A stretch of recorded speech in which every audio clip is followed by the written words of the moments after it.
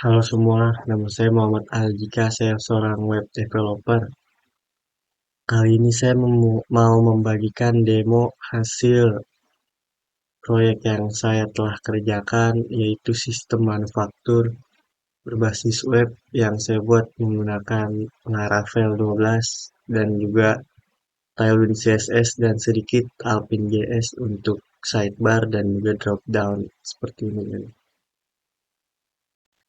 Garis besar alur kerja atau workflow dari sistem yang saya buat ini yaitu masih manajemen stok, mengatur produksi, jumlah barang yang terproduksi, dan juga jumlah barang yang reject atau gagal produksi, dan terakhir membuat laporan terkait detail stok, penggunaan bahan baku, dan monitoring karyawan.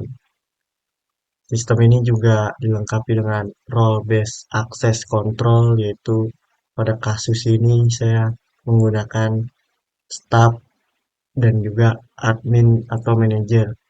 Sekarang kita login sebagai admin terlebih dahulu.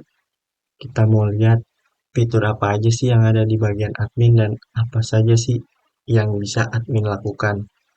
Karena saya sudah buat akun sebagai adminnya, jadi saya langsung bisa login aja.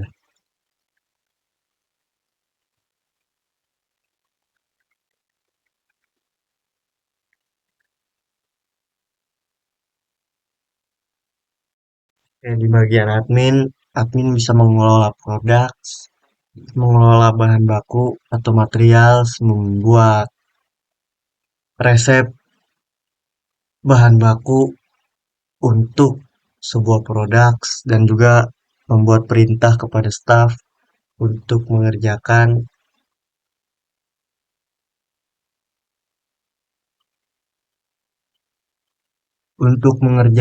atau memproduksi jumlah produk yang telah ditentukan.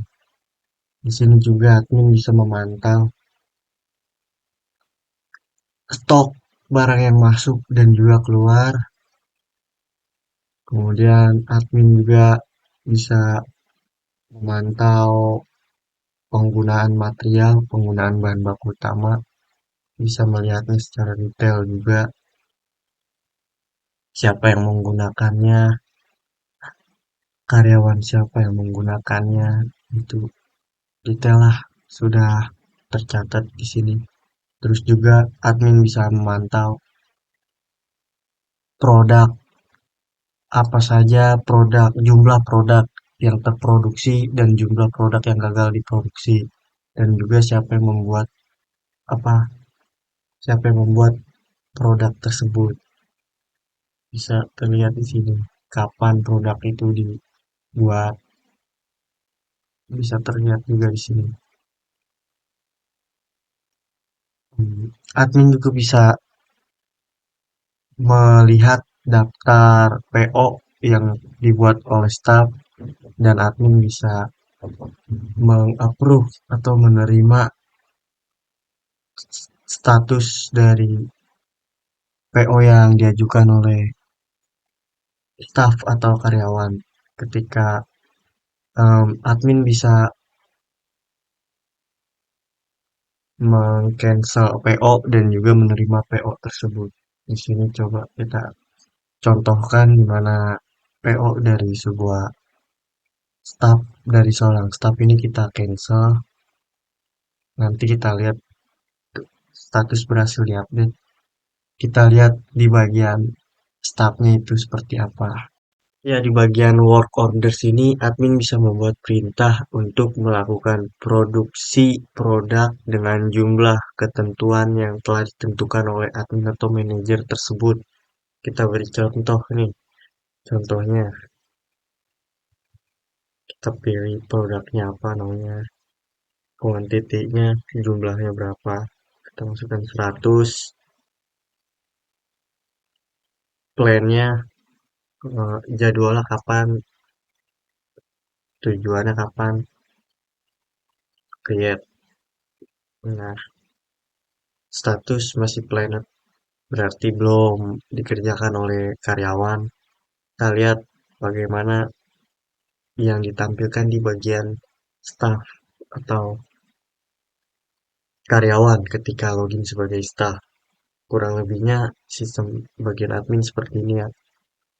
Bisa mengatur produk, mengatur material, membuat work orders, memantau stock movements, memantau material usage, dan juga memantau production logs, jumlah produk yang terproduksi maupun yang gagal produksi. Sekarang kita coba login sebagai staff atau karyawannya. Mostly untuk bagian staff atau karyawan itu fitur-fiturnya kebanyakan untuk melakukan penginputan operasional saya sih. Kita coba login dulu ya.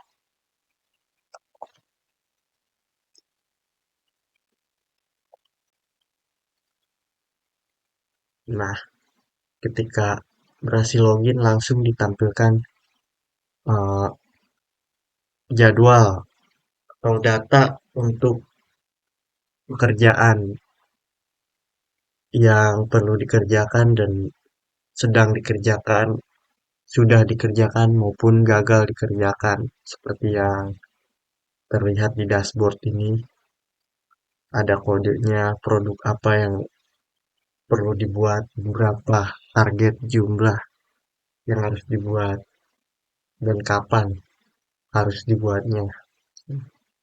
Di bagian staff ini kebanyakan yang saya bilang tadi, staff hanya bisa melakukan penginputan operasional seperti mengupdate status pada work orders, terus juga menginput jumlah bahan baku apa saja yang telah digunakan. Kita beri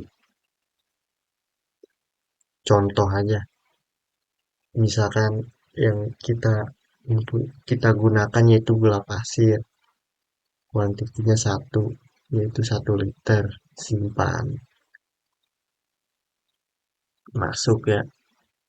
Terus juga berapa produksi yang jumlah yang terproduksi dan jumlah produk yang gagal diproduksi. Kita inputkan sebagai contoh saja, misalkan jumlah produksi yang berhasil terproduksi dari targetnya harusnya 100 menjadi 50 yang produksi, yang gagal diproduksi 50 juga tersimpan. Nah, ini artinya berhasil. Coba kita lihat. Cuman statusnya belum diupdate ya. Nah, ini yang produk yang tadi kita inputkan ya. Jumlah produksinya 50, rejectnya 50. Material yang digunakan gula pasirnya 1 liter. Oke. Kemudian jika pekerjaan ini telah selesai, kita bisa edit statusnya menjadi complete. Nah, berhasil. Terus juga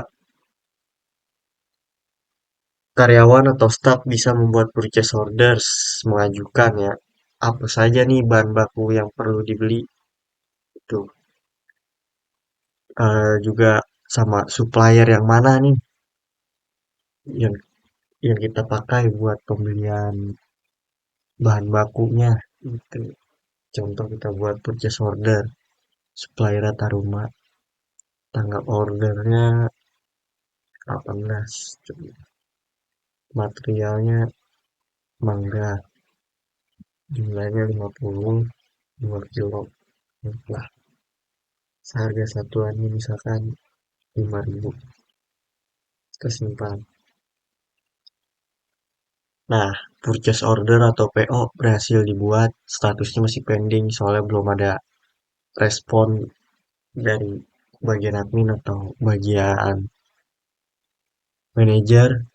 Jika admin atau manajer merespon atau mengupdate statusnya menjadi resip, berarti PO telah terapprove atau terterima. Jadi staff atau karyawan boleh melakukan pembelian bahan bakunya. Tapi kalau cancel berarti nggak jadi. Kalau pending berarti belum ada respons.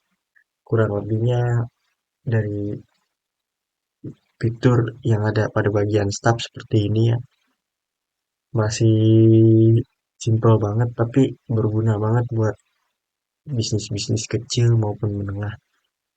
Kekurangan dari sistem ini belumnya adanya modul untuk analisis keuangan, terus juga belum terintegrasi dengan sistem lain seperti POS, point of sale, dan juga sistem ini masih buat satu company atau perusahaan, belum multi company atau multi perusahaan.